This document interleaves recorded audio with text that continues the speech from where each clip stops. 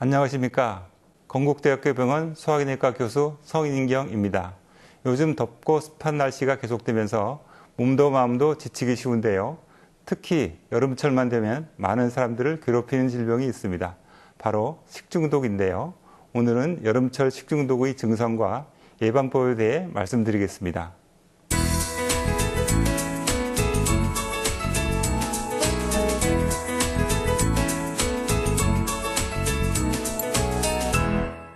식중독은 음식물 섭취와 연관하여 설사, 복통, 발열 등의 증상이 나타나는 일련의 증후군을 말합니다.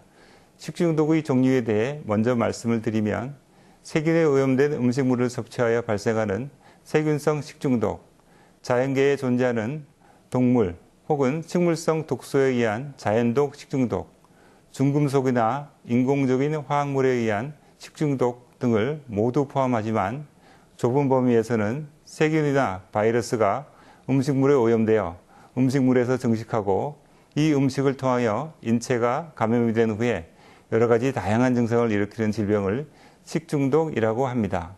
그럼 세균에 의한 식중독에 대해 알아보겠습니다. 세균에 의한 식중독은 두 가지로 분류하는데요. 첫 번째는 독소형 식중독으로 오염된 음식물에 세균이 번식하고 세균에 의해 생성된 독소를 사람이 섭취하게 되면 증상을 일으키게 됩니다.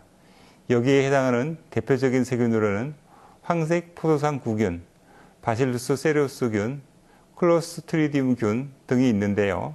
그 중에서 황색 포도상구균은 자연계에 널리 분포되어 있는 세균의 하나로서 피부의 화농을 일으키는 원인균입니다. 황색 포도상구균에 의해 생성된 장독소는 열에 강한 저항성을 가지고 있어 100도씨에서 30분간 가열해도 파괴되지 않습니다.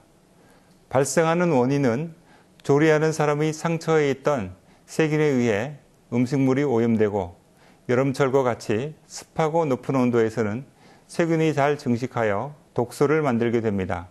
독소가 만들어진 후에는 음식물을 가열하여 세균이 모두 사멸하더라도 독소는 파괴되지 않아 식중독 증상을 일으키게 되는 것입니다. 대표적인 증상으로는 설사, 구역질, 구토, 쥐어짜는 듯한 복통 등이며 고열은 거의 일어나지 않습니다. 두 번째로 감염형 식중독에 대해 말씀드리겠습니다. 오염된 음식물을 통하여 체내에 들어온 병원균이 장관에서 증식하고 직접 장관 점막층의 상피세포를 침투하여 다양한 증상을 일으키는 식중독을 말합니다. 여기에는 병원성 대장균, 비브리오균, 살모넬라균, 이즐균, 캄필로박터균 등 많은 세균이 포함됩니다. 병원성 대장균으로 인한 식중독의 예방에는 개인 위생이 매우 중요하며 특히 여행자 설사가 흔히 발생하는 지역을 여행할 때에는 반드시 끓인 음식과 위생적으로 조리된 음식을 섭취해야 하고 익히지 않은 채소, 샐러드 등은 먹지 않아야 하며 과일은 껍질을 벗기고 먹어야 합니다. 그리고 물은 반드시 끓여서 마시고 얼음은 먹지 않아야 합니다. 다음으로 이즐균에 의해 발생하는 장염은 오염된 음식을 섭취한 후 6시간에서 48시간 사이에 발생하고 발열, 설사, 복통의 증상이 있습니다. 살모넬라에 의한 장염은 주로 여름, 가을철에 발생하며 증상은 이즐균에 의한 장염과 유사합니다. 비브리오 파라헤몰리티쿠스에 의한 장염은 이 균이 바닷물에 분포하고 있기 때문에 해산 어패류가 감염원이 됩니다.